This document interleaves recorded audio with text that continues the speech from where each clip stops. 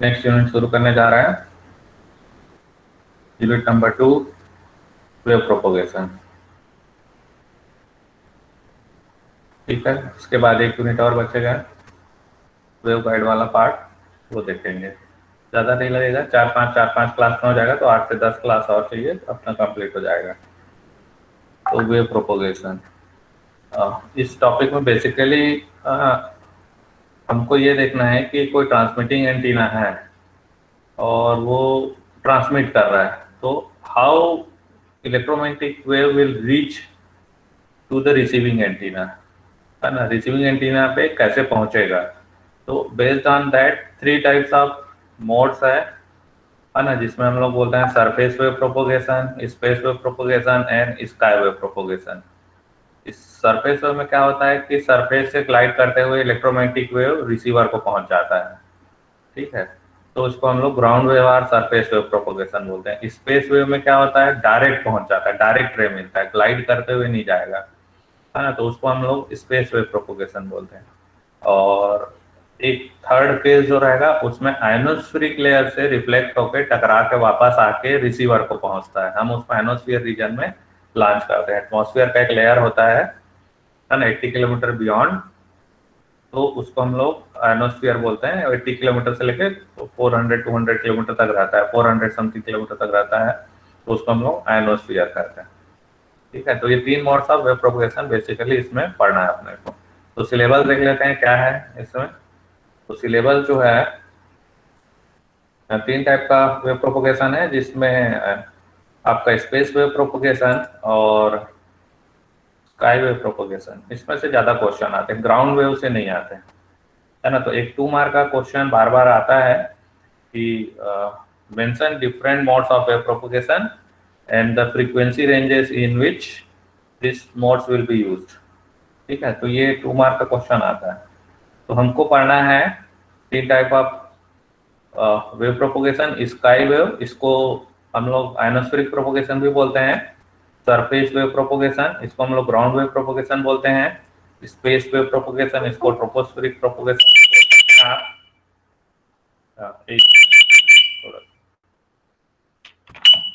Hello, हाँ, छुट्टी में, हाँ, ठीक है, छुट्टी में।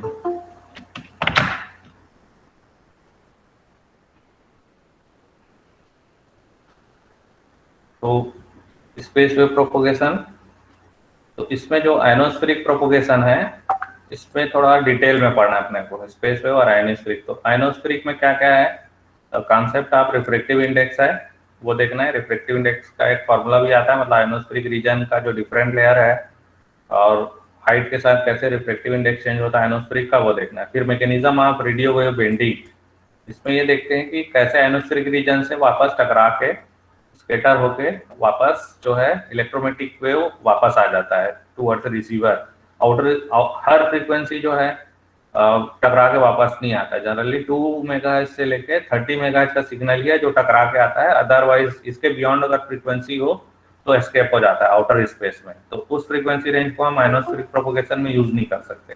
तो इसलिए आयनोस्फेरिक प्रोपोगेशन है, they are use for frequency range between 2 megahertz से 30 मेगाहर्ट्ज, उसके लिए यूज करते हैं हम लोग, ठीक है। तो इसमें जो कॉन्सेप्ट है क्रिटिकल फ्रीक्वेंसी का, क्रिटिकल फ्रीक्वेंसी जो मैक्सिमम फ्रीक्वेंसी होता है वर्टिकल एंगल ऑफ इंसिडेंस पे जो रिफ्लेक्ट होकर आएगा, वो सब उसको डिफाइन करते हैं हम लोग फ्रीक्वेंसी को, है ना। तो उसके बियॉन्ड फ्रीक्वेंसी ट्रांसमिट, और तो ये मैक्सिमम फ्रीक्वेंसी होता है ना, उसके बिलो आप उसमें ट्रांसमिट कर सकते। देन फिर effect of earth magnetic field, earth magnetic field जो है आयनोस्फेरिक प्रोपोगेशन को कैसे इफेक्ट करेगा, वो सब पढ़ते हैं। फिर उसमें डाइलेक्ट्रिक कांस्टेंट, कंडक्टिविटी, इसमें फिर multi usable frequency, skip distance, parameters हैं आयनोस्फेरिक प्रोपोगेशन के। ऑप्टिमम वर्किंग फ्रीक्वेंसी, ये सब देखना अपने को।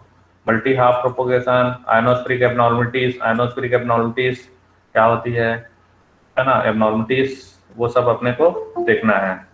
फिर ट्रोपोस्फेरिक में जो स्पेस वेव प्रोपोगेशन है, इसमें हमारा फील्ड कैलकुलेशन आ जाता है, रिसीवर पे कितना फील्ड अपना इंड्यूस होगा, वोल्टेज वो निकालते हैं, या रिसीवर एंड पे जो मिलेगा इलेक्ट्रिक फील्ड वो कितना होगा, इसमें इफेक्ट ऑफ अर्थ कर्वेचर हम लेते हैं क्योंकि अर्थ जो है वो फ्लैट होता नहीं है। फिर डाइलेक्ट्रिक कांस्टेंट अर्थ का क्या फर्क डालता है, ये सब अपने को देखना है। Tropospheric scatter and duct propagation, एक स्पेस वेव प्रोपोगेशन का स्पेस केस होता है, डक्ट फॉर्म होता है ऊपर में इन्वर्सन लेयर एक फॉर्म होने के कारण, तो एक डक्ट जैसा आर्टिफिशियल एक डक्ट बन जाता है, चैनल बन जाता है ना, जिसको यूज करके हम ट्रांसमिट कर सकते हैं इलेक्ट्रोमैग्नेटिक वेव। तो इस तरह से स्काई वेव और सरफेस वेव और स्पेस वेव, ये 3 टाइप का प्रोपोगेशन अपने को पढ़ना है। और इधर फिर उसके अंदर में जो जो यहाँ पे दिए हैं डिस्कस टाइटल्स दिए हैं वो सब अपने को पढ़ना है। हमारा जो बेसिक कोर्स पढ़ने का वो एम है कि आप जो different modes of wave propagation, उसके कैरेक्टरिस्टिक पैरामीटर्स वगैरह हैं वो सब आप जान जाए।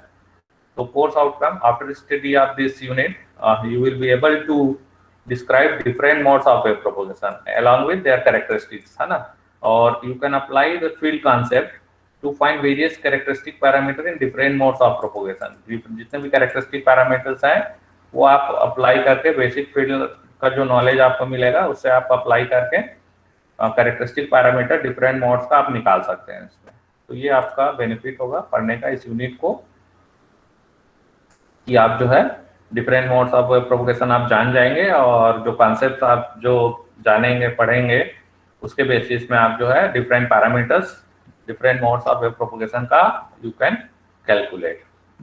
ठीक है, तो अब स्टार्ट करते हैं। बेसिकली ये जो पॉइंट्स लिखे हैं, 2 मार्क का क्वेश्चन आता है तो लिखना है आपको describe various modes of wave propagation along with their frequency range of usage, इस रेंज में उसको यूज करते हैं। ठीक है, तो मोड्स ऑफ प्रोपोगेशन हम यहाँ पे बेसिकली आप क्लासिफाई कर रहे हैं ऑन द बेसिस कि वो कैसे रिसीव करता है एंटीना, रिसीविंग एंटीना किस तरह से जा रहा है ट्रांसमीटर टू रिसीवर। ठीक है, so when electromagnetic wave is produced by an antenna it moves from the transmitter to the receiver in the following ways. किस तरीके से जाता है उसी को हम मॉड बोल रहे हैं। The first one is ground wave और सरफेस वेव। तो इसमें क्या होता है, a part of the wave travels along और near the surface of earth. इसमें सरफेस ऑफ अर्थ से ग्लाइड करते हुए रिसीवर तक पहुंचता है। जो ट्रांसमिट करेगा सिग्नल, ठीक है, वो सरफेस से सटा हुआ जाएगा, अर्थ के सरफेस से, और रिसीवर को पहुंचेगा। तो इसको हम लोग सरफेस वेव प्रोपोगेशन बोलते हैं। ये हम लोग जनरली 2 मेगाहर्ट्ज तक यूज करते हैं, इससे भी जनरली नहीं करते हैं क्योंकि लॉस ज्यादा होता है। हायर फ्रीक्वेंसी पे ग्राउंड वेव मोड में ग्राउंड से सट के जाता है तो एटेन्यूएशन ज्यादा होता है हायर फ्रीक्वेंसी पे, तो इसलिए अप टू 2 मेगाहर्ट्ज तक ठीक है। उससे बियॉन्ड जाएंगे तो एटेन्यूएशन बहुत ज्यादा रहेगा, तो जो रिसीविंग जो सिग्नल रहेगा उसकी क्वालिटी अच्छी नहीं रहेगी, एटेन्यूएशन क्योंकि ज्यादा रहेगा। ठीक है, और सेकंड आते हैं स्पेस वेव। तो इसमें क्या होता है कि जो वेव जो है वो डायरेक्टली जो है चले जाता है, ट्रांसमिटिंग और रिसीविंग एंटीना एक दूसरे को देखते रहेंगे, बोलेंगे ऑनलाइन साइड कम्युनिकेशन बोल सकते हो। तो उसमें सीधे डायरेक्ट रहे कैलकुलेशन के लिए हम लोग ऑल्दो हम रिफ्लेक्टेड जो होता है ग्राउंड से उसको भी कंसीडर करते हैं, तो मेन जो रहता है डायरेक्ट और रिफ्लेक्टेड फ्रॉम ग्राउंड जो रहता है वो हम कंसीडर करते हैं। तो बट बेसिकली अगर उसको डिफाइन करना है तो हम बोलेंगे जो कि अगर वेव जो है डायरेक्टली ट्रांसमीटर से रिसीवर को पहुंच रहा है तो उसको हम लोग स्पेस वेव प्रोपोगेशन बोलते हैं। ठीक है, तो ये यूज करते हैं हम लोग बियॉन्ड 30 मेगाहर्ट्ज, बियॉन्ड 30 मेगाहर्ट्ज। ठीक है, 2 to 30 मेगाहर्ट्ज है वो आयनोस्फेरिक के लिए होता है, बियॉन्ड 30 मेगाहर्ट्ज है वो आपका स्पेस वेव के लिए होता है, और अप टू 2 मेगाहर्ट्ज आपका ग्राउंड के लिए होता है। ठीक है, फिर क्या है, some waves travel upward into the space toward the sky and get reflected back to the receiver. तो ये जो स्काई हो रहा है, स्काई का जो एटमॉस्फेयर का एक पार्ट है, लेयर है एटमॉस्फेयर, उससे टकरा कर रिफ्लेक्ट होकर आएगा, तो उसको हम लोग बोलते हैं स्काई वेव प्रोपोगेशन या आयनोस्फेरिक प्रोपोगेशन। तो ये आयनोस्फेयर की प्रॉपर्टी होती है कि वो 2 मेगाहर्ट्ज से 30 मेगाहर्ट्ज का सिग्नल को ही रिफ्लेक्ट बैक करा सकता है, अदरवाइज दूसरे को नहीं करा सकता। ठीक है, तो इसलिए हम लोग जो है इस फ्रीक्वेंसी रेंज में यूज करते हैं। तो ये आप ध्यान रखिएगा, ये फ्रीक्वेंसी रेंजेस पूछते हैं, सरफेस वेव जो up to 2 megahertz, space wave beyond 30 megahertz, और स्काई वेव जो है अप टू 30 मेगा तक आप उसको यूज करते हैं। ठीक है, तो वन बाय वन तीनों मोड को देखना है। तो इसमें जैसे मैंने कहा कि आपका स्पेस वेव और स्काई वेव से ज्यादा बनते हैं। स्काई वेव से हमारे 2 क्वेश्चन बन जाते हैं, ठीक है, और स्पेस वेव से जनरली 1 क्वेश्चन बनते हैं। अब 2 मार्क का जो है वो कहीं से भी बन सकता है ना। तो अटेम्प्ट एनी 2 रहेगा, 3 रहेगा उसमें से। तो आप अगर आयनोस्फेरिक भी अगर अच्छे से करते हैं तो आपको 2 क्वेश्चन मिलने की गुंजाइश उसमें से रहता है, या 2 क्वेश्चन इसमें से। बट ज्यादातर 2 question you will get from ionospheric part, ionospheric propagation, और स्पेस वेव से 1 क्वेश्चन मिलेगा। ग्राउंड वेव से नहीं पूछते हैं, लेकिन पूछा जा सकता है। ग्राउंड वेव पे सिंपल ही रहता है, ठीक है, उसमें ज्यादा अपने को पढ़ना भी नहीं है, टॉपिक ज्यादा नहीं है उसमें पढ़ने का। तो इसमें जो हम बात कर रहे थे, इस डायग्राम से हम एक्सप्लेन करने की कोशिश करते हैं। ये ट्रांसमीटर है और ये रिसीवर है, रिसीविंग एंटीना। ये ट्रांसमिटिंग एंटीना है और ये रिसीविंग एंटीना है, ठीक है। यहाँ पे दूसरा डायग्राम में भी देखिएगा, ये ट्रांसमीटर है, ये जो एंटीना देख रहे हैं यहाँ पे, ये वाला जो पार्ट है ये ट्रांसमीटर है, और ये रिसीवर एंटीना है, रिसीवर। तो इसमें ये दिखाने की कोशिश किया गया है कि ये जो ट्रांसमीटर जो इलेक्ट्रोमैग्नेटिक वेव ट्रांसमिट कर रहा है, जो रेडिएट कर रहा है, how it is reaching to the receiver. ये रिसीवर है हमारा, ठीक है, ये रिसीविंग एंटीना। तो how it is reaching to the antenna, तो ये दिखा है electromagnetic wave if it is gliding in the surface of earth and reaching to the receiver, तो इसको हम लोग बोलते हैं सरफेस वेव और ग्राउंड वेव प्रोपोगेशन। और एक जो है डायरेक्ट चले गया, ऐसा है ना, डायरेक्ट चले गया। अगर डायरेक्ट चले गया तो उसको हम लोग स्पेस वेव बोल रहे हैं, ठीक है, स्पेस वेव प्रोपोगेशन। और थर्ड केस में देखिएगा, ये एंटीना जो है डायरेक्ट नहीं गया, न ही ग्लाइड करते हुए गया है इलेक्ट्रोमैग्नेटिक वेव से। एंटीना का जो वेव है वो हम लॉन्च किए थोड़ा सा टिल्ट करते हुए टुवर्ड्स स्काई, और यहाँ पे एक आयनोस्फेरिक रीजन है, वहां से टकरा के वापस आया।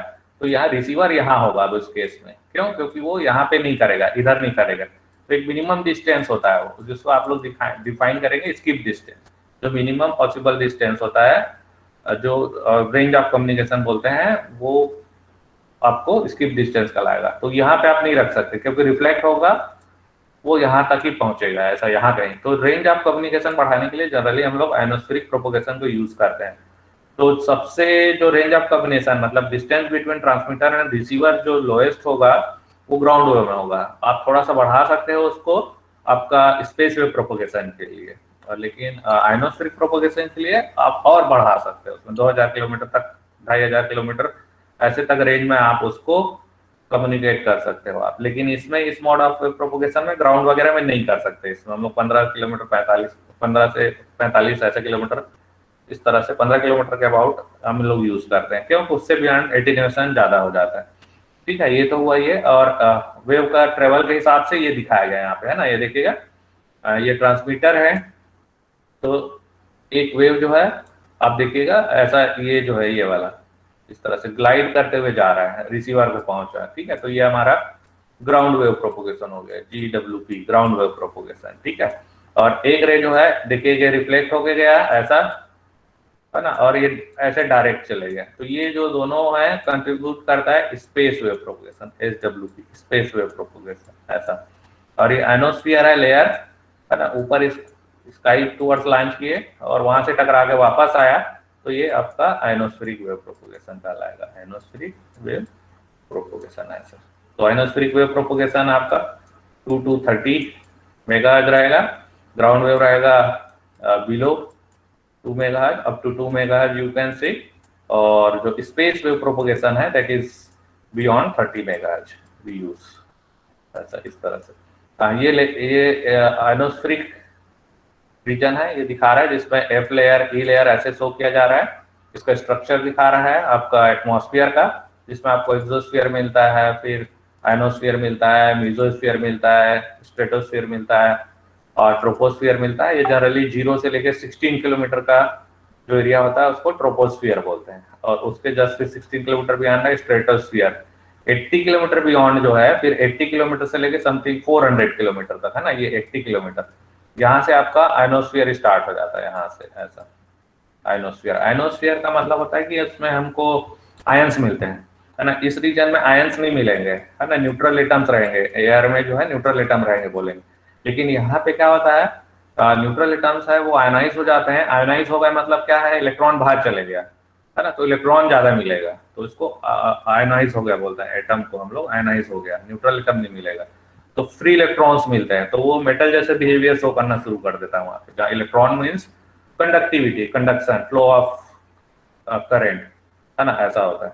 तो उसके कारण क्या है, प्रॉपर्टीज चेंज हो जाती है, इलेक्ट्रोमैग्नेटिक वेव प्रोपोगेशन जो हो रहा है उस रीजन में उसको वो चेंज कर देता है, रिफ्लेक्ट करता है वहां से, ठीक है। तो ये चीजें अपने को देखना है, ठीक है। तो वन बाय वन अपन देखेंगे तीनों का केस, ठीक है। याद रखिएगा, ऐसे अगर ग्लाइड करते हुए गया रिसीवर तक तो ग्राउंड वेव प्रोपोगेशन, और डायरेक्ट चले गया तो स्पेस वेव प्रोपोगेशन, और ये जो स्काई वेव प्रोपोगेशन जो बोल रहे हैं, जो आयनोस्फीरिक रीजन से टकरा के वापस यहाँ पे आएगा रिसीवर को, तो उसको स्काई वेव प्रोपोगेशन या आयनोस्फीरिक प्रोपोगेशन बोलते हैं। तो अब हम लोग जो आप देखेंगे जो रेडिएशन ऑफ एंटीना जो था उसमें जो भी कैलकुलेशन था 60 डायपोल हाफ, हम लोग उसको फ्री स्पेस में कंसीडर करके स्फीयर के सेंटर में रख के सब निकाल रहे थे, फील्ड वैल्यूज, पावर टोटल कितना करेगा, लेकिन ऐसा होता नहीं है ना। ट्रांसमीटर और रिसीवर के बीच में बहुत सारी ऑब्स्टेकल्स रहेंगी, बीच का एटमॉस्फेयर कैसा है, वो सब पैरामीटर्स है, वो इफेक्ट डालेगा कि कितना पहुंचेगा ट्रांसमीटर से रिसीवर तक। जो ट्रांसमिट आप जितना यूनिट ट्रांसमिट करोगे, जितना पावर ट्रांसमिशन होगा, उतना उसको रिसीवर में नहीं मिलेगा अपने को। फील्ड स्ट्रेंथ जो ट्रांसमिटिंग साइड पे जो रहेगा, फील्ड स्ट्रेंथ रिसीविंग पे उतना नहीं रहेगा। आपने मैथमेटिकल कैलकुलेट किया है तो वो आइडियल केस है, लेकिन उसके अलावा भी बहुत सारे पैरामीटर्स हैं जो कि आपको एटीन्यूएट कराएगा उसको, तो वैल्यू हमको ऑब्वियसली लेस मिलेगा, ज्यादा तो मिलेगा नहीं, एम्प्लीफिकेशन होता नहीं है, तो ऑब्वियसली लेस मिलेगा। तो क्या क्या फैक्टर्स है involve in the propagation of radio waves, है ना। तो तीनों मोड में कंबाइन करके एक साथ लिखा हुआ है ना, अभी एक पर्टिकुलर मोड का नहीं है। तो यही चीज लिखा हुआ है, when electromagnetic wave travels from the transmitter to the receiver there are several factors that influence the propagation. जो प्रोपोगेशन हो रहा है उसको इन्फ्लुएंस करेगा, बहुत सारे पैरामीटर्स हैं जो इन्फ्लुएंस करेगा, फैक्टर्स, पैरामीटर्स जो भी बोलो। तो इसमें बोला जा रहा है earth characteristics in terms of conductivity, permittivity and permeability, है ना। अर्थ मतलब बिटवीन ट्रांसमीटर और रिसीवर के बीच में जो अर्थ ग्राउंड है उसकी कैरेक्टरिस्टिक कैसी है, उसका जो सॉइल है या जो सैंडी है, वाटर है, उसमें उसकी कंडक्टिविटी कैसी है, परमिटिविटी, परमेबिलिटी कैसी है, ये सब बोला जा रहा है। फ्रीक्वेंसी ऑफ ऑपरेशन, कौन सा फ्रीक्वेंसी रेंज में एंटीना जो है, ट्रांसमिटिंग एंटीना ट्रांसमिट कर रहा है इलेक्ट्रोमैग्नेटिक वेव को, फ्रीक्वेंसी, है ना। जैसे मैंने बताया अलग अलग फ्रीक्वेंसी रेंज के लिए अलग अलग मोड ऑफ प्रोपोगेशन यूज होता है, ग्राउंड वेव, सरफेस वेव और sky wave. Then polarization of transmitting antenna, मतलब वो वर्टिकली पोलराइज्ड रेडिएट कर रहा है कि हॉरिजॉन्टली कर रहा है कि सर्कुलरली पोलराइज्ड रेडिएट कर रहा है, वो भी एक फैक्टर है, ठीक है, जो डिसाइड करेगा रिसीवर पे कितना पहुंचेगा, ठीक है। हाइट ऑफ ट्रांसमिटिंग एंटीना, आप देखेंगे हाइट, हाइट भी एक मैटर करेगा, कितना हाइट रखे हो आप उसका ट्रांसमिटिंग एंटीना को, ठीक है, उसके हिसाब से ही रिसीवर पे ईएमएफ या जो इलेक्ट्रिक फील्ड पहुंचेगा उसकी स्ट्रेंथ डिसाइड होगा। ट्रांसमिटिंग पावर, आपने कितना पावर का स्टेशन है ट्रांसमिटिंग, वो भी डिसाइड करेगा स्ट्रेंथ क्या है फील्ड का। कर्वेचर ऑफ अर्थ, अर्थ जो ऐसे फ्लैट नहीं होता है ना, ये कर्व्ड होता है, ऐसा कर्व। अगर हम बोले ट्रांसमीटर ऐसे लगा है तो इसमें जो पैरेलल ऐसे यहाँ से निकल जाएगा यहाँ से, और रिसीवर यहाँ कहीं लगा कर रखा है आपने, उसकी हाइट इतनी है तो पहुंचेगा ही नहीं उसको, है ना। तो ये अर्थ का जो कर्वेचर है वो रोल प्ले करता है, ठीक है, अर्थ का कर्वेचर रोल प्ले करता है, तो उसको हार्ट रिसीवर का हाइट को आपको बढ़ाना पड़ेगा ऐसा इतना, तब जाके उसको कैच करेगा, है ना। तो क्या फर्क पड़ेगा हाइट का, वो सब चीजें, तो अर्थ का कर्वेचर भी रोल प्ले करता है कि रिसीवर पे कितना फील्ड स्ट्रेंथ मिलेगा अपने को, ठीक है। Then obstacle between transmitter and receiver, transmitter और रिसीवर के बीच जैसे मेट्रोज वगैरह में जाएंगे, बड़ी बड़ी टॉल बिल्डिंग्स होती है तो वो सब फर्क पड़ेगा, या हिली एरिया है, बीच में हिली एरिया है आपका, तो वो सब फर्क पड़ेगा, ठीक है। Electrical characteristics of the atmosphere, space wave propagation वगैरह जब हम कर रहे हैं, और है ना, तो उस ट्रोपोस्फेरिक रीजन में, क्योंकि ट्रोपोस्फेरिक रीजन में हम लोग स्पेस वेव प्रोपोगेशन डायरेक्ट जाता है, तो वो सब उसका जो एटमॉस्फेयर है ना, उसकी कैरेक्टरिस्टिक क्या है, इलेक्ट्रिकल कैरेक्टरिस्टिक मतलब कंडक्टिविटी, डाइलेक्ट्रिक कांस्टेंट, ये सब क्या है उसका, ठीक है। कंडक्टिविटी क्या है, moisture content in the atmosphere, moisture content क्या है, मॉइस्चर जो है प्रेजेंस रहने से एटमॉस्फेयर में वो भी इफेक्ट डालता है प्रोपोगेशन ऑफ इलेक्ट्रोमैग्नेटिक वेव में, ठीक है। Then characteristics of the ionosphere, तो ये हमारा आयनोस्फेरिक प्रोपगेशन के केस में मेन केस है ये, है ना।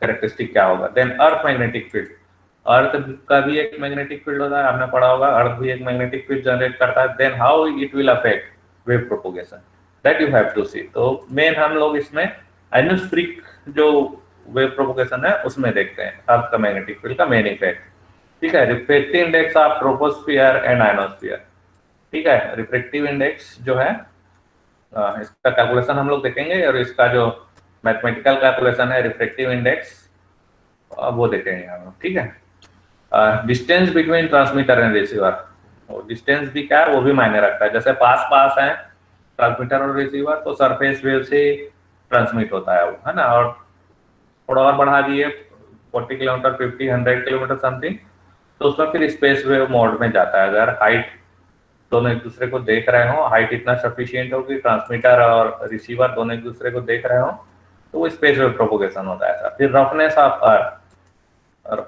है ना, कि एकदम फ्लैट टाइप का है कि उसमें रफ है काफी, ठीक है। फिर टाइप्स ऑफ अर्थ लाइक हिली टेरेन है कि फॉरेस्ट है बीच में, ट्रांसमीटर रिसीवर के बीच में सी वाटर है या रिवर वाटर है, ये सब जो है पैरामीटर्स हैं, ये फर्क डालेगा इलेक्ट्रोमैग्नेटिक वेव का प्रोपोगेशन में। तो देखें बहुत सारे पैरामीटर्स हो गए आपने, frequency of operation, polarization, height, transmitting power, curvature, obstacle, earth की कैरेक्टरिस्टिक्स, अर्थ का मैग्नेटिक फील्ड, रफनेस, फिर आपका forest area, sea water, river water, hilly terrain, ये सब जो है इफेक्ट करेगा इलेक्ट्रोमैग्नेटिक वेव का प्रोपोगेशन को। अब हम आ जाते हैं फर्स्ट केस, ठीक है, ground or surface wave propagation. तो ये जनरली हम लोग 2 मेगाहर्ट्ज तक सिग्नल है उसको ट्रांसमिट करना है, मतलब बेसिकली कैरियर होता है ना। कैरियर अगर आप 2 मेगाहर्ट्ज तक यूज करेंगे तब ये जो है आप इसको यूज करेंगे ground or surface wave propagation, क्योंकि इंफॉर्मेशन है उसका तो फ्रीक्वेंसी फिक्स होगा सिग्नल का, हम जनरली मॉड्यूलेट करते हैं बाय कैरियर। तो कैरियर जो है मतलब मैक्सिमम जो फ्रीक्वेंसी होना चाहिए उसमें 2 मेगाहर्ट्ज होना चाहिए, कहने का मतलब, ठीक है। तो उस केस में हम लोग ग्राउंड वेव और सरफेस वेव को यूज कर सकते हैं अप टू 2 मेगा। बियॉन्ड मैंने बताया नहीं करते हैं क्योंकि लॉस ज्यादा होता है, ठीक है। तो a wave is said to be ground और सरफेस वेव, जो इलेक्ट्रोमैग्नेटिक वेव जो है उसको हम ग्राउंड वेव और सरफेस वेव बोल सकते हैं। When it propagates from transmitter to the receiver by gliding over the surface of earth, glide करते हुए जाएगा वो, ठीक है, रिसीवर को, तो उसको हम बोलते हैं। तो ये पॉसिबल तब होता है both transmitting and receiving antennas are close to the earth, earth के पास हो और दोनों पास पास हो, ठीक है। और antennas are vertically polarize, vertical मतलब वर्टिकल रखे हो एंटीना को, ट्रांसमिटिंग और रिसीविंग एंटीना दोनों वर्टिकल रखे हो, ट्रांसमिटिंग एंटीना और रिसीविंग एंटीना दोनों ऐसा वर्टिकल रखे हो, और ये वर्टिकली पोलराइज मतलब इलेक्ट्रोमैग्नेटिक ये जो जनरेट कर रहा है उसमें जो इलेक्ट्रिक फील्ड होता है ऐसा ये वर्टिकल होता है इलेक्ट्रिक फील्ड, एक हाथ में ऊपर एक हाथ में नीचे की तरफ, है ना। और मैंने आपको पहले ही बताया प्रोपोगेशन अलग होता है डायरेक्शन, है ना। जैसे इधर प्रोपोगेट कर रहा है तो इलेक्ट्रिक फील्ड ये लिए, है ना। तो इसमें आइदर मैग्नेटिक फील्ड इधर होगा या इधर होगा ऐसा, क्योंकि एक प्लेन में होगा ऐसा और ये आपका प्रोपोगेशन हो गया ऐसा, तो ये ट्रांसवर्स इलेक्ट्रोमैग्नेटिक वेव होता है। तो ये हम कह रहे हैं यहाँ पे कि इलेक्ट्रिक फील्ड है वो वर्टिकल रहेगा ऐसा, तो इसको वर्टिकल पोलराइज बोलते हैं, ठीक है।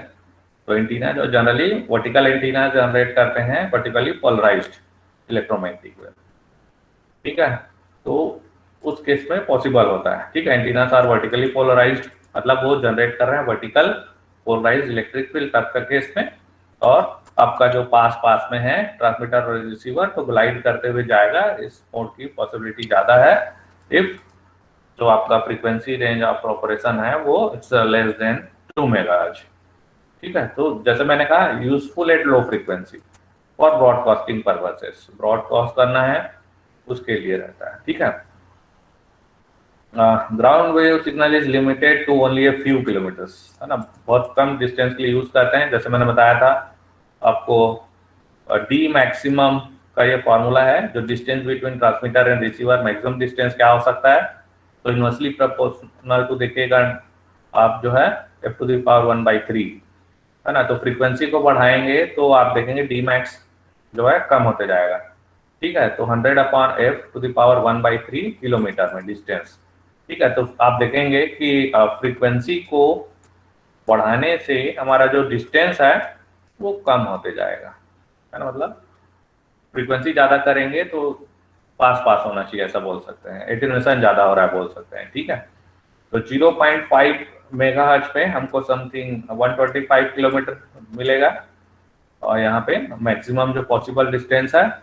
और 1.5 मेगाहर्ट्ज अगर हम फ्रीक्वेंसी को बढ़ा देंगे तो 90 किलोमीटर कम हो गया, देखिएगा, है ना। फ्रीक्वेंसी कम है तो रेंज ज्यादा है, फ्रीक्वेंसी को बढ़ाए तो ये 90 किलोमीटर आ गया। तो 90 किलोमीटर के आसपास तक आप इसको यूज कर सकते हो, 125 किलोमीटर टू 90 किलोमीटर। उसके बियॉन्ड करना है 125 किलोमीटर के बियॉन्ड तो हम लोग यूज नहीं करते, फिर स्पेस वेव प्रोपोगेशन यूज करते हैं, ठीक है। It is useful for communication at very low frequency and medium frequency, है ना। मीडियम फ्रीक्वेंसी जनरली 3 मेगाहर्ट्ज से स्टार्ट होता है, तो अप टू 2 मेगाहर्ट्ज बोल सकते हो, उसको हम लोग यूज करते हैं। At higher frequencies attenuation is more, attenuation ज्यादा होता है ना, इसलिए हम लोग हायर फ्रीक्वेंसी पे यूज नहीं करते, ठीक है। तो याद रखिएगा ये।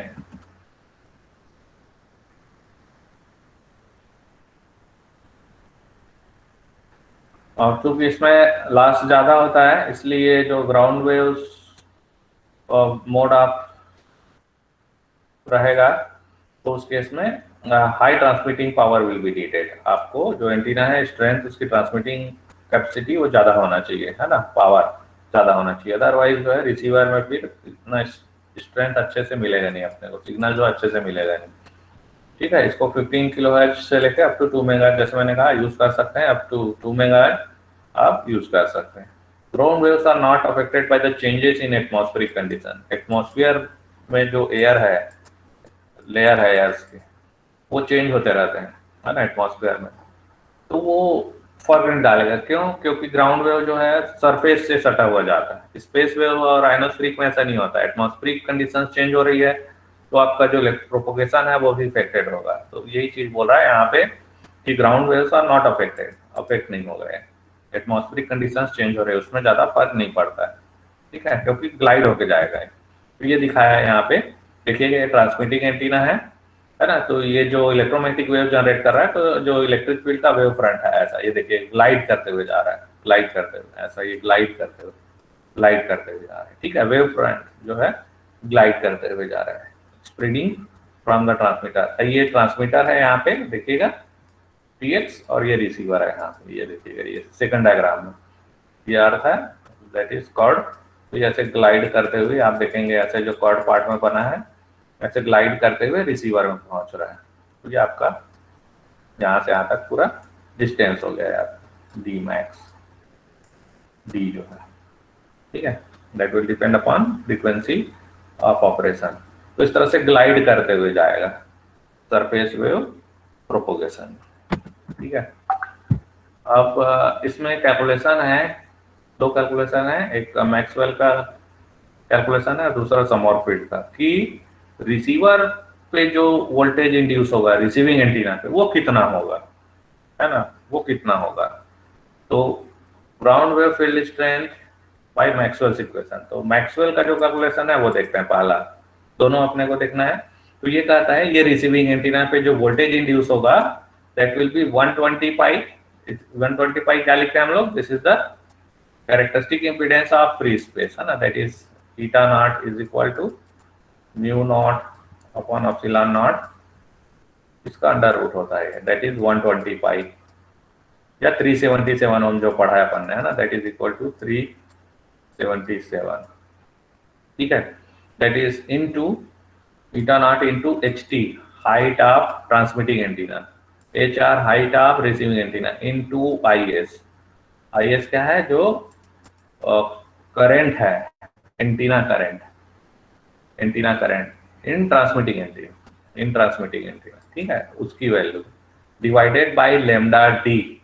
डी जो है डिस्टेंस पे, डी डिस्टेंस पे रिसीवर है मेरा, तो वहां पे कितना वोल्टेज इंड्यूस होगा वोल्ट में, ये बता रहा है, ठीक है। सो that is 120 pi H T H R IS upon lambda D. ठीक है, जैसे मैंने बताया HTHR क्या है, तो हाइट है ना, तो बेसिकली उसमें इफेक्टिव हाइट लेते हैं, effective height of transmitting and receiving antenna. क्यों? क्योंकि एंटीना करंट है चेंजेस विद लेंथ होता है, इसलिए हम लोग उस केस में इफेक्टिव हाइट लेते हैं। बताया था आपको जब करंट कांस्टेंट नहीं होगा तो इफेक्टिव हाइट लेते हैं। तो हम लोग बेसिकली ये इफेक्टिव हाइट है, not physical height, physical length नहीं है, ये फिजिकल लेंथ नहीं है ना, याद रखिएगा। इफेक्टिव हाइट है ये, ट्रांसमिटिंग एंटीना रिसीविंग एंटीना का इफेक्टिव हाइट है। लेमडा वेवलेंथ, जो फ्रीक्वेंसी आप ट्रांसमिट करेंगे उसके करस्पॉन्डिंग जो वेवलेंथ आएगा वो रहेगा। ठीक है, D is the distance between transmitter and receiver. ठीक है, तो इसमें क्या है, इसने जो है अर्थ ग्राउंड जो है एटीन्यूएट करेगा, उसमें इसने कंसीडर नहीं किया है। तो इसलिए बोल सकते हो ये वेरी क्लोज है दोनों, ट्रांसमीटर और रिसीवर, तब ये कैलकुलेशन ओके है, अदरवाइज फिर दिक्कत है, गलत आएगा, है ना। तो इसमें क्योंकि ग्राउंड एटीन्यूएशन वगैरह, एटमॉस्फेयर में जो अब्जॉर्प्शन हो रहा है, ये सब कैलकुलेशन नहीं है। तो ये जो है एक्चुअल जो वोल्टेज इंड्यूस होगा रिसीविंग एंटीना में, it will be less than this value. ठीक है, तो हम बोल सकते हैं कि अप्रोक्सीमेट वैल्यू है, क्योंकि ये जो एटेन्यूएशन है, ग्राउंड जो एटेन्यूएट करेगा उसका कैलकुलेशन इसमें नहीं है। सोमरफील्ड है वो उसको लेता है कैलकुलेशन। ठीक है, तो सोमरफील्ड एनालिसिस है, सोमरफील्ड ने जो बोला कि एक्चुअल में जो फील्ड स्ट्रेंथ रिसीवर पे है ना, वोल्ट पर मीटर पे जो पहुंचेगा रिसीवर पे, वो that is equal to A E naught by D, मतलब डी डिस्टेंस पे। ठीक है, मतलब यहाँ पे ये ट्रांसमीटर है और इधर रिसीवर है यहाँ पे। ठीक है, ये ट्रांसमिटिंग एंटीना है और ये रिसीविंग एंटीना है। तो यहाँ पे जो मिलेगा वैल्यू इलेक्ट्रिक फील्ड की वैल्यू, वो बोल रहा है ए ई नॉट बाई डी। तो ये जो डिस्टेंस है वो डी है ना, distance between transmitter and receiver. तो ए क्या है, ए जो है जो एटेन्यूएट होगा, फैक्टर ऑफ ग्राउंड लॉस, इसने कंसीडर किया है। ये अब डिपेंड करेगा ग्राउंड आपका कैसा है ना, ग्राउंड कैसा है, तो उसका कैलकुलेशन किया है उसने, डिपेंडिंग अपॉन ग्राउंड कैरेक्टरिस्टिक कैसा है। तो ए की वैल्यू हमको अलग अलग मिलेगा, तो ए फिक्स नहीं रहेगा, वेरिएबल रहेगा। It will depend upon properties of ground, ground की प्रॉपर्टी क्या है उस पर डिपेंड करेगा कितना एटेन्यूएट होगा। और ई नॉट क्या है, ये डिपेंड करेगा आपका टाइप ऑफ ट्रांसमीटर, है ना। ये ट्रांसमीटर है आपका शॉर्ट डायपोल हो सकता है, ट्रांसमीटर हाफ वेव डायपोल हो सकता है, ये आपका लेमडा बाई 4 एंटीना हो सकता है, ये आपका you can say it as lambda antenna हो सकता है, 2 लेमडा एंटीना हो सकता है, इस तरह से। तो वो डिपेंड करेगा। So E naught is the field strength of wave at a unit distance, at a unit distance, मतलब 1 मीटर पे कितना जनरेट करेगा यूनिट डिस्टेंस वाइज, है ना। तो ये आप देखेंगे ई नॉट है, अगर शॉर्ट डायपोल हुआ तो प्रोपोर्शनल टू, हमने देखिएगा साइन थीटा ऐसे आ रहा था, है ना। अगर यही आपका हाफ वेव डायपोल था तो cos pi by 2 cos theta divided by sine theta ऐसे करके आ रहा था, है ना। तो ये चीज को आपको ध्यान रखना, it will be decided by the type of antenna, कि कौन सा एंटीना है। ठीक है, तो वो डिसाइड करेगा। एंड इज द डिस्टेंस बताया था ऐसा। सो नाउ ई नॉट जो है, जैसे मैंने कहा, it depends upon power radiated by the transmitting antenna. Directivity क्या है वो सब पे भी फर्क पड़ेगा, उसकी डायरेक्टिविटी क्या है, गेन जो मिलता है अपने को, पावर कितना मिल रहा है, वो सब जो है उस पर डिपेंड करेगा। फिर एज वेल एज उसका पोलराइजेशन क्या है, वर्टिकल है या हॉरिजॉन्टली पोलराइज जनरेट कर रहा है। तो सिर्फ कन्वर्सन नहीं, वर्टिकल जब रखते हैं हम लोग ऐसा, शॉर्ट डायपोल अगर हुआ, शॉर्ट डायपोल हुआ, so that is E is equal to, हम लोग ईटा टाइम्स जो पढ़े थे ना, IMDL sine theta divided by 2 lambda R, इस तरह से आता है ना। तो ये यूनिट डिस्टेंस पे बोल रहा है, यूनिट, है ना। तो यूनिट डिस्टेंस पे कितना आएगा, तो ये पूरा फैक्टर्स यहाँ पे चले जाएगा ऐसा ये। तो ये आर की वैल्यू हम यहाँ नहीं लिखेंगे, ये आर बेसिकली, ये डी यहाँ पे जो आ रहा है वो वाली वैल्यू है ना, ऐसा।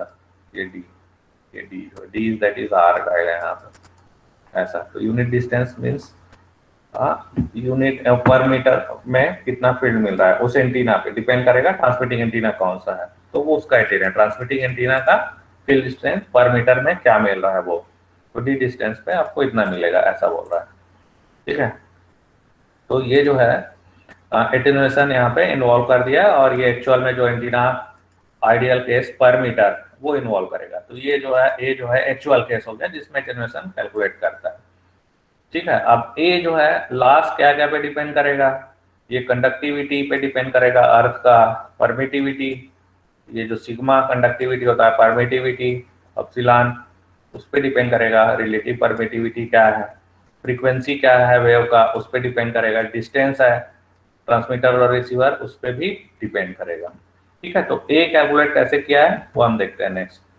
तो वो कहता है कि जो डिटर्मिनेशन ऑफ जो फील्ड स्ट्रेंथ है, बेसिकली उसमें डिटर्मिनेशन ऑफ ए है सोमरफेल्ड एनालिसिस में। सोमरफेल्ड ने जो कैलकुलेट किया वैल्यूज, इलेक्ट्रिक फील्ड वोल्ट पर मीटर जो जनरेट होगा या रिसीव होगा रिसीविंग एंटीना पे, वो वोल्ट पर मीटर है, वो जो है आपको बेसिकली एटेन्यूएशन निकालना पड़ेगा, and that depends upon characteristics of ground. तो उसमें ये बता रहा है कि अगर कंडक्टिविटी सिग्मा है ग्राउंड की, एप्सिलॉन आर मतलब ये जो ट्रांसमीटर और रिसीवर कौन सा आप देख रहे हैं अभी, ग्राउंड वेव प्रोपगेशन, तो दोनों पास पास हैं, less than equal to 2 megahertz का सिग्नल है। तो यहाँ पे जो ग्राउंड है यहाँ पे जिससे ग्लाइड होके जाएगा, तो इसकी कैरेक्टरिस्टिक ग्राउंड की क्या है, तो उसका सपोज कंडक्टिविटी सिग्मा है, डाइलेक्ट्रिक कांस्टेंट इसमें एप्सिलॉन आर है, वहां पे जो ग्राउंड मिला है ना, फ्रीक्वेंसी ऑफ ऑपरेशन हमारा एफ है। ठीक है, डिस्टेंस है बिटवीन दिस इज डी है, और इसके करस्पॉन्डिंग वेवलेंथ लैम्डा है। तो यहाँ पे दो चीजें हैं, वो बोलता है ए जो है हम न्यूमेरिकल डिस्टेंस और फेज कांस्टेंट उसका पैरामीटर होगा जो एटेन्यूएशन होगा। बेसिकली न्यूमेरिकल डिस्टेंस पी एक पैरामीटर है और फेज कांस्टेंट बी। तो न्यूमेरिकल डिस्टेंस क्या है और फेज कांस्टेंट क्या है वो कैलकुलेट करते हैं हम लोग। ठीक है, जो कि ए को डिटरमाइन करेगा। देखिएगा ए इस तरह से ऐसे कॉम्प्लिकेटेड वे में निकला हुआ है, that is a function of P and B. P is the numerical distance ये देखिएगा, और बी जो है वो है फेज कांस्टेंट। ठीक है, तो ये जो न्यूमेरिकल डिस्टेंस है इस ग्राउंड में बिटवीन ट्रांसमीटर एंड रिसीवर वो कैलकुलेट करते हैं, और फेज कांस्टेंट उसको कैलकुलेट करते हैं, that depends upon characteristics value of जो है sigma epsilon R of air नहीं सॉरी ग्राउंड में जो सॉइल है उसका। ठीक है, तो ये बोलता है numerical distance you will calculate this is as a pi D cos B, where B is phase constant होता है, and divided by DF lambda. DF जो है डिसिपेशन फैक्टर होता है, बेसिकली एनर्जी लॉस को रिप्रेजेंट करता है। डिसिपेशन फैक्टर पढ़े होंगे पहले, है ना, अभी करेक्ट टाइम नहीं है उसके बारे में डिटेल में बताने का। तो रेट ऑफ जो एनर्जी लॉस होता है उसको रिप्रेजेंट करता है। तो ये बोल रहा है डीएफ वैल्यू जो रहेगा dissipation factor 1.8 into 10 to power 12 sigma upon F होता है। डीएफ डिसिपेशन फैक्टर जो that depends upon frequency of operation and conductivity of ground जो है वहां। तो उसके बेसिस में P और B, तो P जो डिपेंड कर रहा है यहाँ पे B पे भी डिपेंड कर रहा है फेज कांस्टेंट पे। ठीक है, तो P न्यूमेरिकल डिस्टेंस है, उसकी वैल्यू इतना होगा that depends upon phase constant and dissipation factor. उसी तरह से जो आपका जो फेज कांस्टेंट है that will depend upon dielectric constant and dissipation factor, so that is 10 inverse ये वैल्यू आता है। ठीक है, जैसे मैंने बोला सिग्मा कंडक्टिविटी ऑफ अर्थ है, एप्सिलॉन परमिटिविटी ऑफ अर्थ है ना, D by lambda normalised distance with respect to lambda बोल सकते हैं, मतलब डी जो है बेसिकली लैम्डा के टर्म में लिखेंगे, 10 लैम्डा 5 लैम्डा कितना लैम्डा अवे रखा है। तो ए की जो वैल्यू आएगी इस तरह से आएगी, ए की जो वैल्यू है जो एटेन्यूएशन कांस्टेंट है जिसकी अर्थ की कैरेक्टरिस्टिक की वजह से जो एटेन्यूएशन होगा, है ना, आइडियल में तो मैक्सवेल बोला था वैसे मिलना चाहिए था लेकिन ऐसा नहीं होगा। ठीक है, तो ए की वैल्यू है दैट इज 2 + 0.3 p और divided by 2 + p + 0.6 p square minus of this and then multiplied by this. ये पूरा होल ब्रैकेट में है ये, है ना, ये जो है ये वाला पार्ट है ऐसा, उसके बाद ये मल्टीप्लिकेशन में है ऐसा, तो ये पार्ट माइनस दिस पार्ट ऐसा। तो ये देखते हैं हम लोग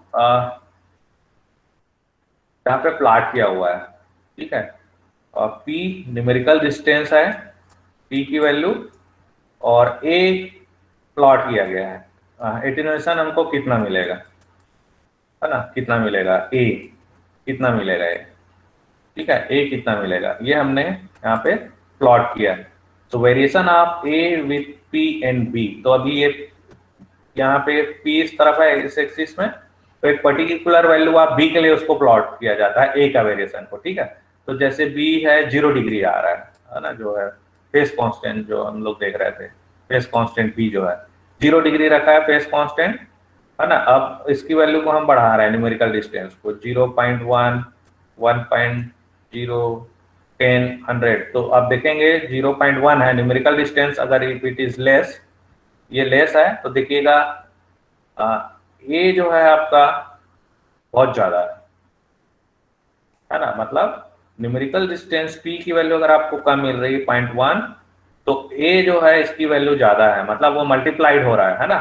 तो हमको जो आपने E is equal to A naught, A E naught by D ऐसा लिखा था, है ना। तो ए जो है आपको ठीक ठाक मिल रहा है ना, मतलब जो एंटीना जो जनरेट कर रहा है बेसिकली वो मिल जा रहा है बोल सकते हैं। When numerical distance value is less, अब इधर जैसे बढ़ते जा रहे हैं हम लोग, ऐसे हायर साइड जैसे आ गया ये यहाँ पे 1000, तो ये देखिएगा ऑलमोस्ट ए जो है 0.01 काफी रिड्यूस हो गया है, काफी रिड्यूस हो गया, ऑलमोस्ट जीरो हो गया। मतलब उस केस में बोलते हैं कि आपका डिस्टेंस बढ़ने से, न्यूमेरिकल डिस्टेंस बढ़ने से एटेन्यूएशन विल बी मोर, और उस केस में जो है आपका negligible field you will receive at receiver में। तो इसीलिए हम लोग ज्यादा डिस्टेंस के लिए यूज नहीं करते इसको, कम रहना चाहिए न्यूमेरिकल डिस्टेंस जो है वो। तो अलग अलग वैल्यूज के लिए प्लॉट किया, B 30 degree, 60 degree, 90 degree, 180 degree के लिए, तो आप देख सकते हैं, है ना। अब बी जो अगर फेस कांस्टेंट आपका 180 डिग्री है, तो उसमें इस पर्टिकुलर अगर न्यूमेरिकल डिस्टेंस पे आप कैलकुलेट करेंगे तो ए यहाँ कहीं आएगा, है ना, it will be less than 1, यहाँ पे क्लोज टू 1 है, यहाँ पे क्लोज टू 1 करीब है, लेकिन उसके केस में फिर आपका ये आपका 0.3, 0.4 ऐसा मिलने लगेगा, मतलब एटेन्यूएशन ज्यादा हो रहा है। तो फेस कांस्टेंट कम हो और न्यूमेरिकल डिस्टेंस कम हो तब तो ठीक है, फेस कांस्टेंट और न्यूमेरिकल डिस्टेंस दोनों बढ़ेगा तो एटेन्यूएशन बढ़ेगा, इस ग्राफ से आप देख सकते हैं, ठीक है। तो ये चीज आपको बताना था। तो बेसिकली जो समरफील्ड एनालिसिस है, बेसिकली उसका जो एनालिसिस है बेंड टिका हुआ होता है determination of A or variation of A with respect to P and B. तो पी और बी जो है वो निकालना पड़ेगा आपको उस सरफेस पेज, है ना, जहाँ पे ट्रांसमीटर और रिसीवर रखा है, उन दोनों के बीच का जो ग्राउंड का है वहां पे आपको ये कितना मिल रहा है, ठीक है। That depends on various factor, frequency, dielectric constant, ये सब। बट ये रफ शो करने के लिए है था कि न्यूमेरिकल डिस्टेंस बढ़ने से और फेस कांस्टेंट बढ़ने से, न्यूमेरिकल डिस्टेंस और फेस कांस्टेंट बढ़ने से आपका जो ए जो है, ए की वैल्यू मल्टीप्लाइड हो रहा है, वो लेस देन 1 मिल रहा है ना, लेस देन 1 मिल रहा है, मतलब attenuation will be more for large value of P and B, attenuation will be more, that ये बेन कन्वे करना चाह रहा है, ये जो है कर्व जो है, ठीक है। तो ये हो गया ग्राउंड वेव प्रोपोगेशन के बारे में। तो इसमें जनरली आएगा ग्राउंड वेव प्रोपोगेशन में, तो फ्रीक्वेंसी रेंज क्या होगा, डिस्टेंस ऑफ कम्युनिकेशन क्या होगा, इसका ड्रॉबैक क्या है, एडवांटेज क्या है, इस तरह से आएगा, डिटेल नहीं आएगा उसमें, और है ना। तो या short notes on ground wave propagation लिखवाया जा सकता है, right short notes on ground wave propagation ऐसा करके आ सकता है। अब आते हैं दूसरा में, इसको थोड़ा सा डिस्कस कर लेते हैं। इसका जो फील्ड कैलकुलेशन है वो हम लोग नेक्स्ट क्लास में देखेंगे। तो इसमें सेकंड है वो स्पेस वेव, और इसी को ट्रोपोस्फेरिक वेव प्रोपोगेशन भी बोलते हैं। स्पेस वेव को ट्रोपोस्फेरिक वेव प्रोपोगेशन भी करते हैं। बेसिकली हम इसको यूज करते हैं बियॉन्ड 30 मेगाहर्ट्ज, 2 to 30 मेगाहर्ट्ज में स्काई वेव यूज करते हैं, ठीक है। The portion of atmosphere above the earth and with in 16 kilometre is called troposphere. Troposphere just ground से सटा हुआ जो एयर 60 किलोमीटर तक होता है एटमॉस्फेयर का, उसको हम लोग ट्रोपोस्फियर बोलते हैं। तो जो एंटीना जो रहेगा इसी में रहेगा, ट्रोपोस्फेरिक रीजन में ही रहेगा, ट्रांसमीटर और रिसीवर। तो ये जो लेयर है ना, 16 किलोमीटर के लेयर के रेंज में जो एटमॉस्फेयर की जो कैरेक्टरिस्टिक्स है उसको यूज करते हुए हम लोग रिसीवर तक पहुंचाएंगे ट्रांसमीटर के जो इलेक्ट्रोमैग्नेटिक वेव है उसको, तो उसको हम लोग स्पेस वेव बोलेंगे। तो जो आप लोग देखते हैं फ्रीक्वेंसी मॉड्यूलेशन FM जो रिसेप्शन होता है वो generally bye space wave propagation, main जो हमको जो रिसीव होता है वो हम बोल रहे हैं कि डायरेक्ट हम एंटीना ट्रांसमिट हो रहा है उससे रिसीव कर रहे हैं, ऐसा बोल सकते हो। ठीक है, ग्लाइड होके नहीं आ रहा है, वो आपको सीधे मिल जा रहा है एंटीना से, ऐसा बोलते हैं। ठीक है, जनरली हम लोग रिफ्लेक्टेड पार्ट और उसको कैलकुलेशन करते हैं। तो जो फ्रीक्वेंसी मॉड्यूलेशन सिग्नल होता है, एफएम सिग्नल जो हम लोग वीडियो वगैरह देखते हैं, उसमें हम बोलेंगे कि space wave mode of propagation use होता है। ठीक है, here the wave propagates directly from the transmitted to the receiver in the tropospheric region, है ना, इन द ट्रोपोस्फेरिक रीजन।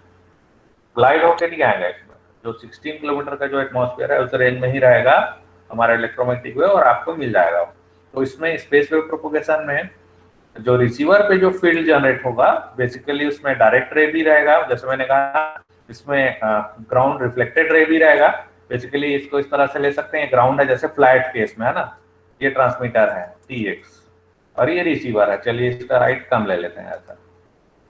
तो एक क्या होता है, एक डायरेक्ट रे जाएगा इसमें ऐसा, ये डायरेक्ट रे हो गया DR डायरेक्ट रे, और एक रहेगा जो रिफ्लेक्ट होके जाएगा ऐसा, दैट इज रिफ्लेक्टेड रे, ऐसा रिफ्लेक्टेड रे। तो ये डायरेक्ट रे जो है कंट्रीब्यूट करेगा, और ग्राउंड से जो रिफ्लेक्ट होके आएगा वो, and reflected rays from the troposphere, ऊपर में जो 16 किलोमीटर का जो है, यहाँ से यहाँ तक 16 किलोमीटर, है ना, कुछ रेस हो सकता है इधर भी जा रहे इधर, तो वहां से एटमॉस्फेयर का पार्टिकल्स वगैरह कुछ है तो वो भी रिफ्लेक्ट करेगा, रिफ्रेक्ट करेगा, तो वो भी जा सकता है उसको, लेकिन उसकी जो स्ट्रेंथ है इन कंपैरिजन टू डायरेक्ट और ग्राउंड में वो कम होता है, तो हम लोग जनरली कैलकुलेशन में नहीं लेते।